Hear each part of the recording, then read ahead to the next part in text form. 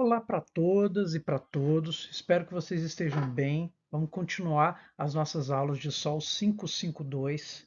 E só para relembrar, na última aula a gente falou do papel do intemperismo na produção de partículas com tamanhos diferentes, ressaltando que o intemperismo físico ele é responsável por produzir uma variedade muito grande de partículas, que podem ter tamanhos silt até areia, cascalhos, calhaus, matacões, partículas sempre muito grandes. E o intemperismo químico barra biológico sempre produzindo as partículas mais finas em tamanho argila, ok? Isso, lógico, para as condições tropicais úmidas e tropicais semiúmidas que a gente tem no Brasil.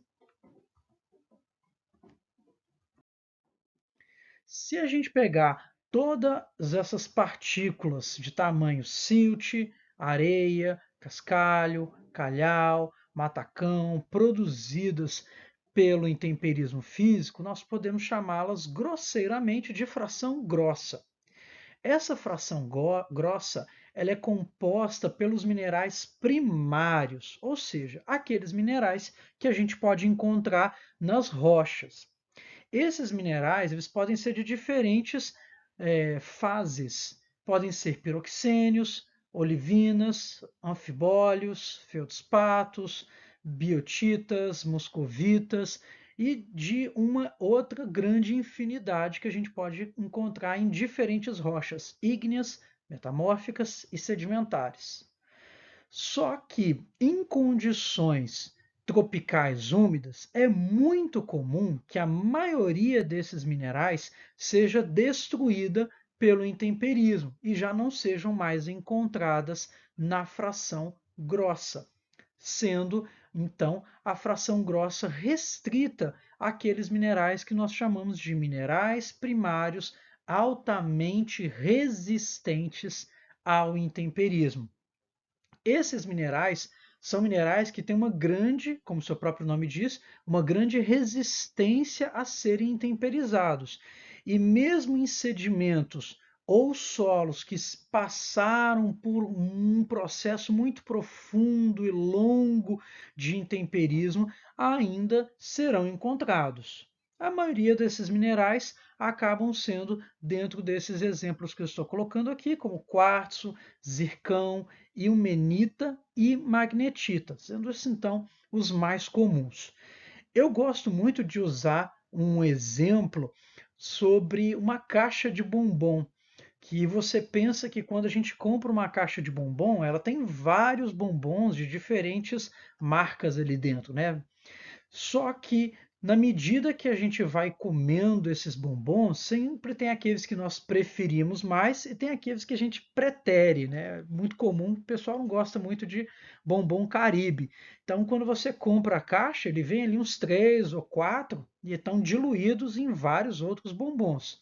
Mas chega no final, você praticamente só tem aquele que ninguém gosta, né? Só tem bombom Caribe no finalzinho da caixa, porque todos os outros que eram mais gostosos ou que eram preferidos, os minerais que eram menos resistentes, foram sendo consumidos e no final só sobra aquele bombom Caribe que ninguém gosta ou aquele mineral que é mais resistente, que é mais dificilmente intemperizado. Por isso que em alguns ambientes, especialmente aqueles que são mais lixiviados, onde o intemperismo foi mais intenso, que a fração grossa não seja de uma diversidade mineralógica tão grande quanto a gente esperaria. Essa fração grossa, ela traz para a gente informações que são muito importantes, porque eles vão permitir à pesquisadora ou pesquisador identificar o material de origem de um solo ou mesmo de artefatos. Por exemplo, aqui na figura à esquerda, a gente tem um fragmento de cerâmica e olhando com mais cuidado, a gente percebe que essa cerâmica ela tem fragmentos de areia dentro dela. Então ela tem elementos que compõem a fração grossa. Analisando a mineralogia, ou seja, quais são os minerais presentes nessa fração grossa, eu posso identificar qual a rocha que foi usada para formar esse artefato. Qual foi o solo ou qual foi o sedimento que foi produzido pelo intemperismo da rocha e utilizado na confecção desse artefato. E com isso, analisando as fases minerais ou quais são os minerais presentes nesse artefato, eu posso identificar qual era o local onde essa comunidade extraía material para construir esses artefatos. Olha só que coisa extremamente interessante e relevante para a gente, porque é muito comum que sejam tanto utilizados materiais locais, como às vezes materiais extraídos a grandes distâncias e trazidos para um novo sítio, para uma nova área e sejam utilizados na confecção de artefatos. Isso em função de, às vezes, aquele sítio, aquele local não ter um material que seja suficientemente bom para produzir um determinado tipo de cerâmica, a título de exemplo. Então, por exemplo, analisando a fração grossa desse artefato, se eu identificar muitos minerais máficos, anfibólios, piroxênios, olivinas, eu sei que o material utilizado por essa comunidade humana para a construção desses artefatos foi extraído numa área de rochas máficas. Então, olhando para um mapa geológico, eu posso identificar o sítio que eu estou estudando e identificar quais são as possíveis áreas mais próximas onde eu encontraria esses minerais e eu posso pensar em qual delas está mais acessível ou qual delas pode ter sido extraído o material. Do mesmo jeito, se eu encontrar feldspatos, por exemplo, eu sei que essa comunidade humana extraiu material de uma área de rochas félsicas. E eu posso, de novo, comparar num mapa o local do sítio e o local de onde podem ter sido extraídos esses materiais félsicos, essas rochas félsicas, ou esse solo, ou esse sedimento rico em minerais félsicos, para compor esse artefato que a gente encontra. Então, a mineralogia ela traz uma informação muito útil para a gente sobre as possíveis origens da onde a gente teve a extração desse material que vai ser o tempero para fazer alguns artefatos. Do mesmo jeito, o formato desses minerais também pode dizer muito para a gente. Se eu olhar com mais detalhes, o formato desses minerais que compõem a fração grossa, eu posso analisar como foi o transporte natural desses materiais e terminar de bater o martelo sobre a possível origem ou fonte do material utilizado para a construção desses artefatos. Por exemplo, se os grãos de areia ou de silt que compõem esse artefato são muito bem arredondados, eu sei que eles foram transportados por grandes distâncias. Então, essa comunidade humana pode, por exemplo, ter extraído a areia de um terraço fluvial ou de uma planície fluvial, de uma área onde eu tinha um rio correndo e depositava sazonalmente alguns sedimentos. E aí eu vou olhar, epa, peraí, onde é que tem os canais de água e aonde esses canais de água trazem um material mais máfico ou mais félsico. Eu consigo agora localizar com mais certeza qual foi a fonte de sedimentos ou de solo ou de rochas na onde foi extraído esse material.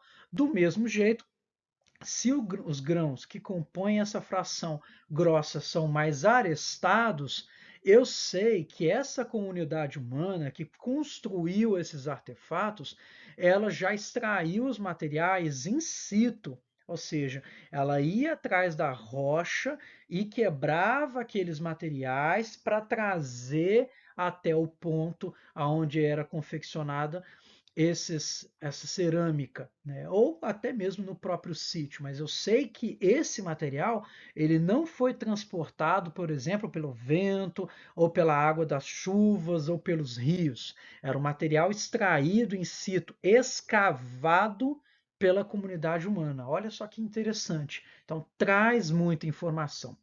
Sobre a morfologia em si, a gente vai ter algumas aulas ainda próximo do meio para o final desse curso, onde a gente vai detalhar um pouco mais isso, mas é só para, no momento, vocês terem uma ideia de como essa fração grossa tem um potencial muito grande para interpretação dos nossos dados e extração de informações que podem ser muito úteis para entender a gênese de um sítio. Por outro lado, a gente também pode analisar a composição química da fração grossa. E quando a gente analisa a composição química da fração grossa, a gente pode comparar alguns elementos químicos e identificar diferentes padrões. Para isso, eu primeiro preciso falar para vocês de um conceito sobre mobilidade dos elementos químicos. O que quer dizer isso? Quer dizer que alguns elementos químicos eles podem sofrer um empobrecimento ou um enriquecimento ao longo do intemperismo. Então, é uma condição espontânea que o intemperismo altere a composição química dos solos e dos sedimentos, porque alguns elementos químicos podem ser lixiviados mais facilmente e outros elementos químicos vão ser concentrados ao longo do tempo, porque não são lixiviados. Aqueles elementos químicos que não são lixiviados são considerados imóveis ou pouco móveis. E muito comumente a gente usa como referência desses elementos químicos imóveis ou pouco móveis o zircônio e o titânio. São dois elementos químicos que praticamente não são lixiviados ao longo do processo de intemperismo.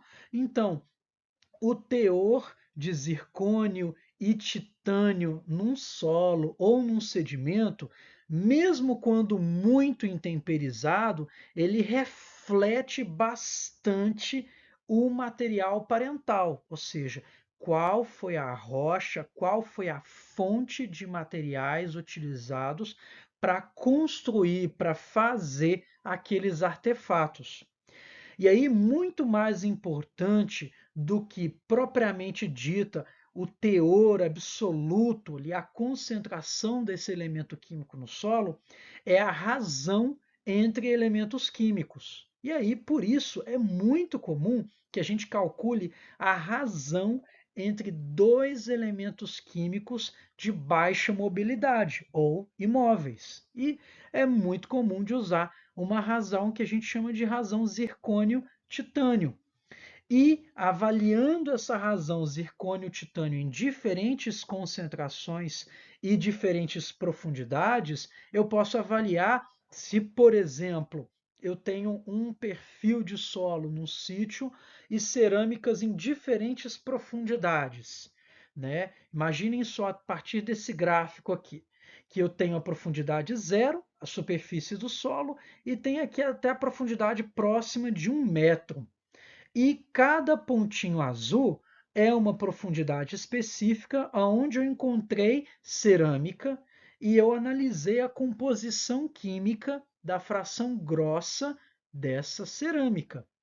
E eu percebi que as, os fragmentos de cerâmica, né, ou as cerâmicas que estão numa profundidade menor, elas têm uma variação das concentrações de zircônio e titânio, mas é uma variação pequena, variam aqui entre 0,8 e 0,7, mas elas têm com certeza uma assinatura geoquímica, um padrão, valores muito diferentes daquelas cerâmicas que são encontradas numa maior profundidade. Então, olha só que interessante.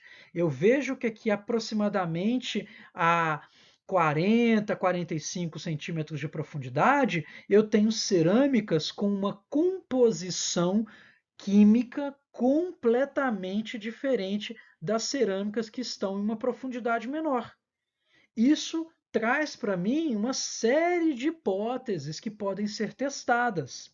Eu posso ter um sítio arqueológico, histórico ou pré-histórico, que seja, que aquela comunidade humana usou materiais de diferentes fontes em possivelmente épocas diferentes. Então, eles começaram trabalhando com um material de uma fonte X, de um local X, de uma rocha específica, por algum motivo histórico, econômico, cultural, político, seja lá o que for, todos esses, eles precisaram ou eles quiseram mudar a fonte do material para produzir agora cerâmica e artefatos com um material de um sítio, extraído de um sítio diferente. E aí passa a ter toda uma cerâmica, artefatos com uma composição química completamente diferente. Ou então eu tive comunidades humanas diferentes, em períodos diferentes, que ocuparam um mesmo sítio. E aí, eventualmente, eu tive uma comunidade humana que extraía material de um ponto específico, porque esse material era mais útil para eles, ou porque aquele material era o acessível, e eu tive, num outro período, uma outra comunidade humana que extraía material de um outro ponto. Aí agora cabe eu fazer uma análise de outros parâmetros para ver qual dessas duas hipóteses ou quais outras hipóteses corroboram mais propriamente dito, o meu sítio. Então vejam como analisar a fração grossa, analisar a composição química, a natureza e a forma de grãos de areia pode ser tão útil para a gente ao analisar um sítio histórico.